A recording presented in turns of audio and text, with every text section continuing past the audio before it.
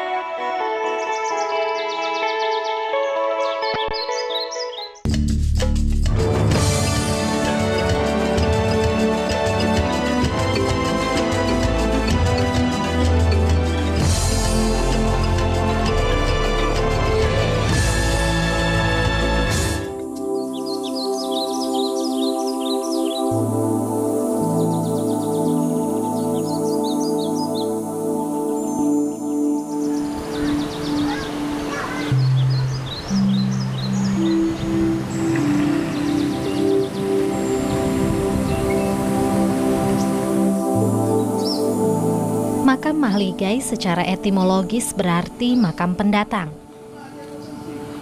Mahligai diambil dari kata al-mahligai dari bahasa Arab.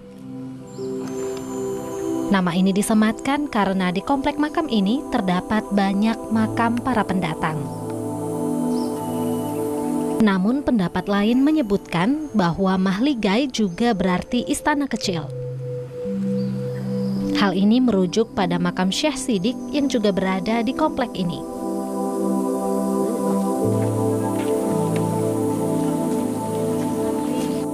Kira-kira ada berapa aulia yang dimakamkan di sini, Pak? Kalau di pemakaman ini para aulia memang banyak, tapi dia tanpa nama yang masih bisa kita baca di nisannya ada 5 makam aulia. 5 ya. Di sini. Lalu sisanya ini makam siapa? Sisanya memang ini makam dari para saudara-saudara itu beserta pengikutnya, karena mereka ini kan dulu bentuk ada koloni kecil. Wow. Jadi ini makam yang siapa tadi, Pak? Syekh Rukunuddin. Inilah yang pemuka agama yang paling tua di komplek ini. Di sinilah dulu terdapat makam Syekh Rukunuddin. Itu tahun? Yang wafat tahun 48 Hijriah. Oke. Sekarang nisannya yang mana satu nih, Pak? Batu nisannya yang ini. Oh, yang ini ya. Ini yang asli, yang memang. asli. Dan bagian kepala itu kan sudah dibawa ke Medan tahun 64. Untuk penelitian? Untuk penelitian dan keperluan seminar. Oh. Kenapa ini, Pak? Bentuk nisannya ini berbeda-beda gitu. Ada yang cuma batu, ada yang seperti ada teratai, ada yang bentuk kubah tuh. Ini menurut hasil dari penelitian dari Kenas dulu. Di sini kan terdapat ada 3 fase. Ada memang di sini pemakaman unsur lokal, dan kemudian kedua ada dari zaman Hindu. Zaman Hindu dari bentuk kubahnya, dari bentuk teratai.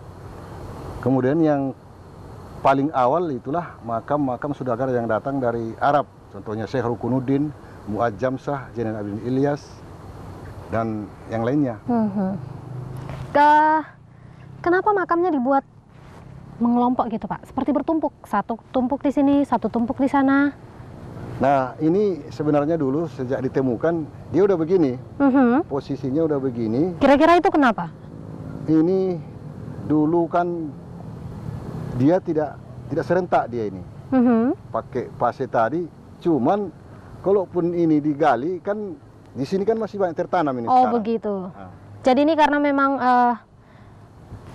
formasi ini terbentuk karena belum menemukan yang lain ya? Menemukan yang lain. Yang kita lihat sekarang inilah yang muncul. Tapi kalau di sini masih banyak tertimbun. Kamu siapa gitu? Ini batu nisan ini ke sana. Inilah. Oh, itu ya.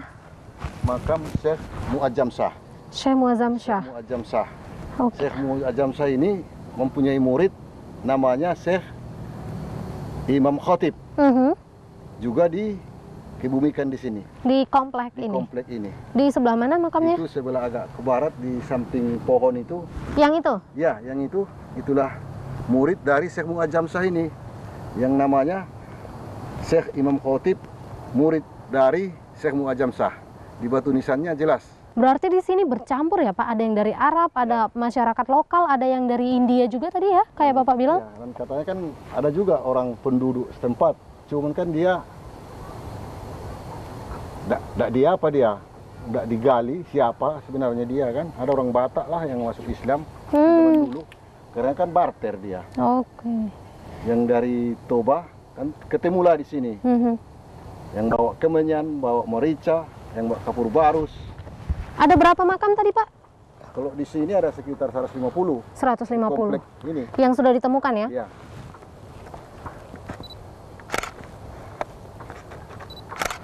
Seperti inilah kondisi makam Mahligai ya, komplek pemakaman Mahligai. Meski saat ini komplek ini hanya seluas 1 hektar, sebenarnya komplek pemakaman ini masih lebih besar lagi, masuk hingga ke hutan, hingga mencapai kebun-kebun warga. Dan bahkan di komplek yang sudah dipagari ini sendiri diduga masih banyak makam yang tertimbun yang belum ditemukan.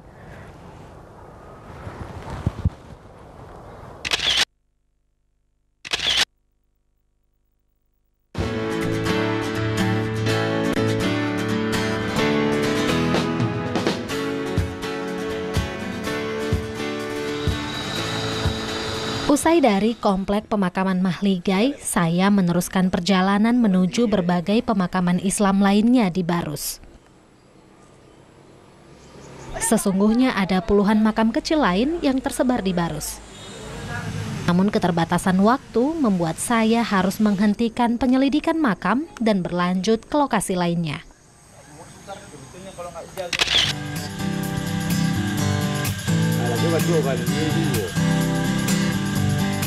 Selain adanya berbagai artefak dan makam sebagai benda-benda peninggalan kejayaan Barus Raya, saya juga menerima informasi bahwa di salah satu rumah di Barus terdapat berbagai peninggalan kerajaan Barus.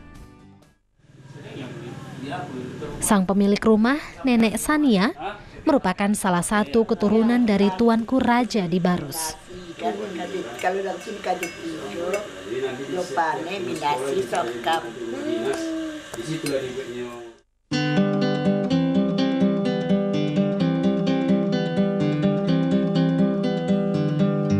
Berbagai benda kuno yang terdapat di kediaman Nenek Sania mayoritas berupa guci. Baik guci keramik maupun logam yang umumnya berasal dari negeri Cina. Benda-benda ini lebih berfungsi sebagai pajangan daripada sebagai tempat penyimpanan. Nenek Sania yang kini telah berusia 84 tahun tidak lagi mampu mengingat dari mana saja asal benda-benda kuno tersebut. Jadi kan Nek, rumah ini tahun berapa didirikan? Tahun 40. Jadi kok bisa ada banyak ini Nek, benda-benda peninggalan kayak Ini kan dibawa, kami tinggal di Batang Toru, Sedempuan. Di sanalah dikumpul, pindah ke sini. Kalau ini tinggal di sini, ada tempat apa di sana. Dulu rumah apa ini? Rumah raja, namanya Rumah Putih, White House, di Kampung Mudi. Nah, itulah rumah bapak, itulah dia ada. Demang ya? Iya, bapak saya yang Demang, tapi kalau bapaknya tuanku raja. Oh wow. Nah, itulah dia apa itu yang digambar ada itu foto di dalamnya. Sampai dapat bintang dia dari Belanda itu kan. Masih ada kok apanya itu bintang. Makanya banyak peninggalan ya. Jadi peninggalan ini dari bapak mama saya.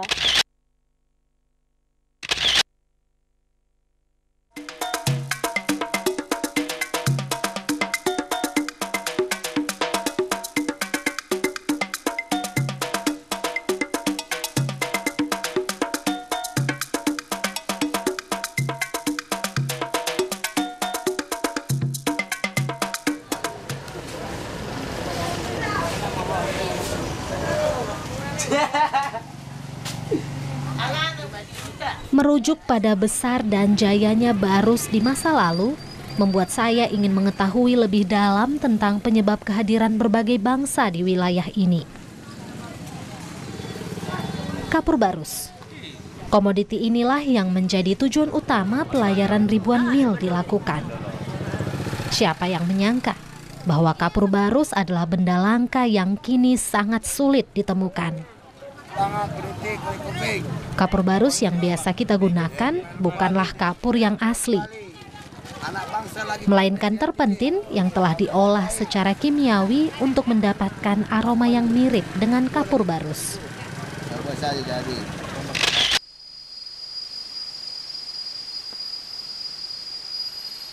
Meski di Barus masih terdapat pohon kapur, namun sayangnya tidak semua pohon kapur menghasilkan kapur. Biasanya ada fase tertentu yang harus dilalui oleh sebuah pohon kapur agar ia dapat memproduksi kapur barus. Di hutan? Di hutan tadi. Oh gitu, itu bisa ketahui. Dan fase ini tidak selalu dialami oleh semua pohon kapur. Jadi itu nanti bersama dengan Bapak Silaban, salah seorang petani yang kini tengah mencoba membudidayakan pohon kapur, saya memasuki hutan dan mencari pohon kapur yang sudah tua.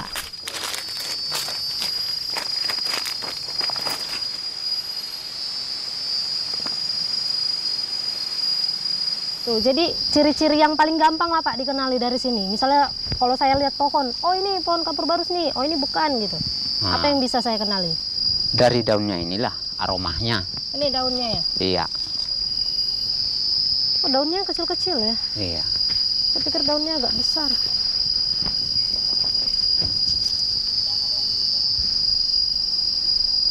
Nah, ternyata aromanya beda sama kapur barus yang sekarang. Yang kalau dijual di pasar. Jadi kalau yang ini Pak, udah berapa usianya nih? Ini usianya 60-an. 60-an? Iya. Kalau mau cas apanya itu, aromanya dari getahnya inilah. Bukan ini yang jadi kapur? Bukan. Lalu yang jadi kapur itu apanya? Getah. Airnya di dalam. Oh di dalam, bukan iya. Berarti bukan getah begini ya? Enggak. Wah, itu minyak nanti umbil lah namanya. Minyak umbil. Iya. Terus nanti dia mengeras, mengkristal begitu. Kalau udah keras, udah tua dia jadilah kapur barus. Masih ada nggak Pak orang yang nyari kapur barus ke hutan? Nggak ada, kalau zaman sekarang nggak ada. Jadi ya pemirsa, tidak semua pohon kapur barus mengandung kapur barus di dalamnya. Bahkan pohon yang seperti ini saja sudah berusia lebih dari 60 tahun itu tidak ada kapur barus di dalamnya. Hanya di proses awal ketika pohon itu tumbuh, kalau dia memang menghasilkan minyak, barulah dia menghasilkan kapur barus. Tetapi kalau yang seperti ini berarti di proses awalnya minyak itu tidak diproduksi di dalamnya. Jadi tidak ada kapur barus. Kita ke sebelah mana Pak? Sebelah sini.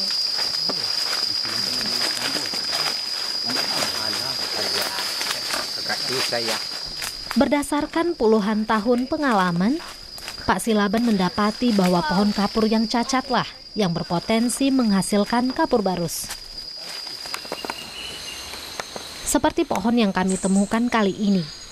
Pohon kapur ini sempat tertimpa pohon lain yang patah ke arahnya.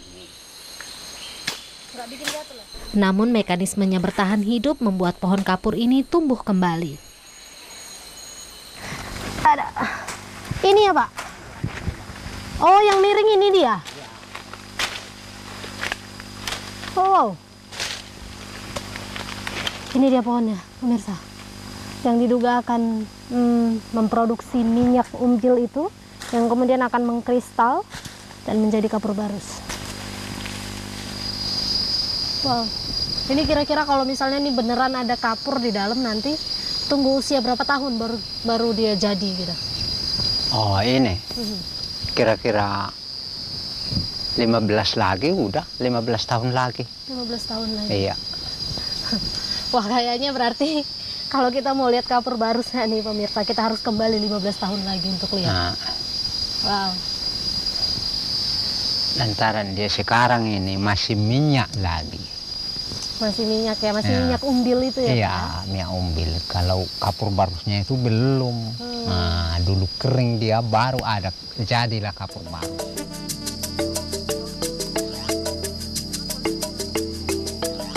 Kawasan hutan yang kami jelajahi terdapat sekitar 26 batang pohon kapur. Pohon-pohon ini tersebar di beberapa wilayah. Kini Bapak Silaban juga telah membudidayakan sekitar 1.000 pohon kapur yang kelak akan ia sebar di ladangnya. Selain itu, perkembangan pohon kapur melalui biji juga cukup membantu persebarannya secara alamiah. Untuk dapat melihat minyak umbil dan kapur barus yang asli, saya harus mencari-cari selama 3 hari. Melalui berbagai informasi dari beberapa kontak lokal, akhirnya saya menemukan orang yang masih menyimpan minyak umbil dan kapur barus. Itu pun jumlahnya sangat kecil. Hanya beberapa gram yang terus disimpan karena dianggap sebagai pusaka keluarga.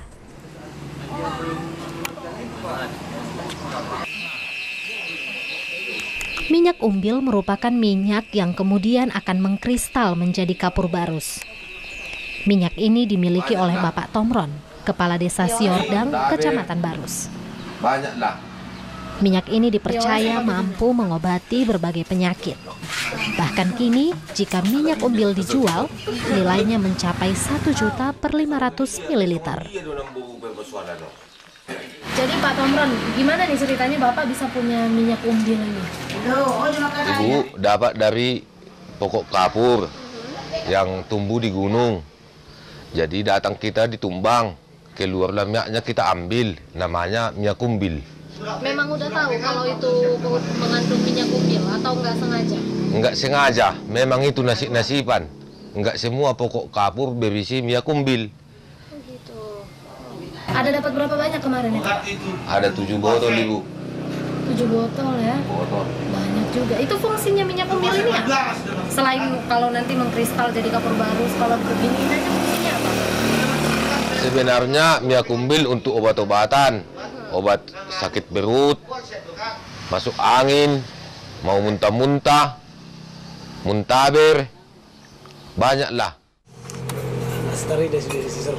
Sementara itu, kapur barus juga kami temukan di Desa Siordang. Kapur barus dahulu bernilai sangat mahal. Per kilogramnya senilai dengan 25 gram emas murni. Tingginya harga komoditi inilah yang membuat banyak orang kemudian mengeksploitasinya. Wah, Pak, Tumeyang ini benar-benar apa ya? Saya cukup terkejut Bapak masih punya kapur barus. Kita udah nyari kemana-mana dan baru nemu di sini. Gimana nih? Bapak dapat dari mana nih kapur barus? Oh, itu dulu tahun 1990-an ada kilang di di Kecamatan Sirandurung, Desa Muaraore namanya itu. Jadi di kilang itu ngolah kayu kapur, Ude Rahmat dulu itu. Nah, jadi waktu ngolah di sana saya tengok, kulihat ada barang ini, lantaran barang ini sudah lama saya kenal. Ya, saya lihat ada, saya ambil. Sudah saya ambil, saya tahu dibilang orang tua yang dulu ini bisa jadi obat. Pernah ada yang mencoba beli atau gimana Pak dari Bapak? Oh, dulunya ini ada kian di Medan penampungnya ini. Tapi sudah begitu lama nggak pernah jumpa lagi aku di pajak ikan. Itu ada pedagang kain besar itu Boru Sihaan, Yahaan. Nah itu dia, itu kian dulu penampungnya ini.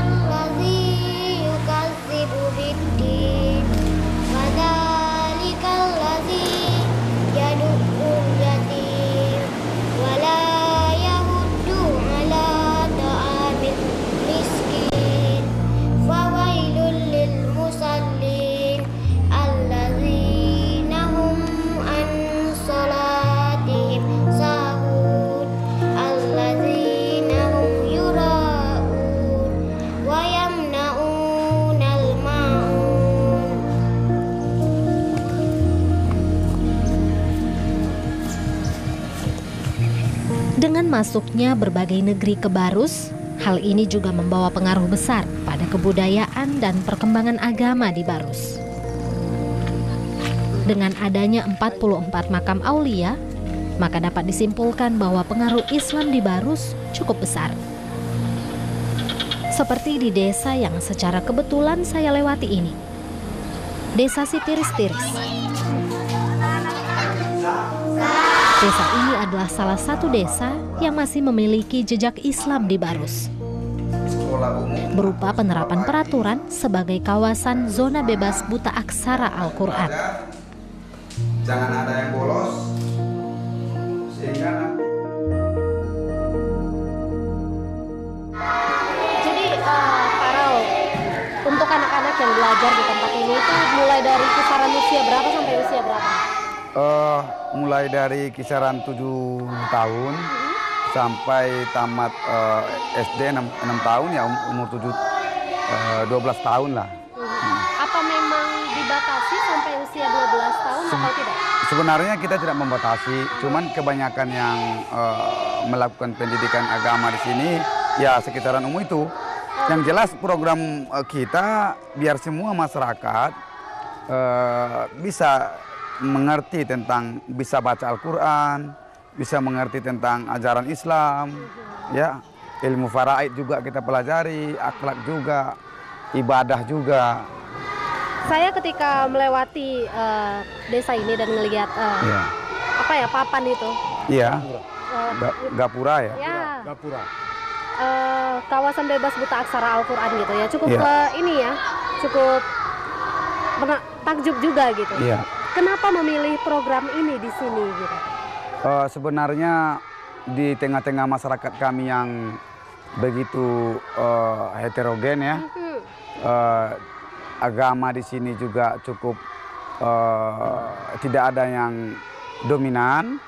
Namun berdasarkan sejarah bahwa Andam Dewi ini, lokasi ini adalah bagian dari Barus yang menurut sejarah adalah pintu gerbang masuknya Islam. Ya. Sehingga masyarakat yang ada di pantai pesisir itu memang secara insting mereka sadar bahwa pengembangan agama yang dulunya dimulai dari sini harus dipertahankan. Jadi di tengah-tengah kondisi minoritas, kita tidak mau masyarakat kita yang beragama Muslim itu tidak mengerti dengan agamanya.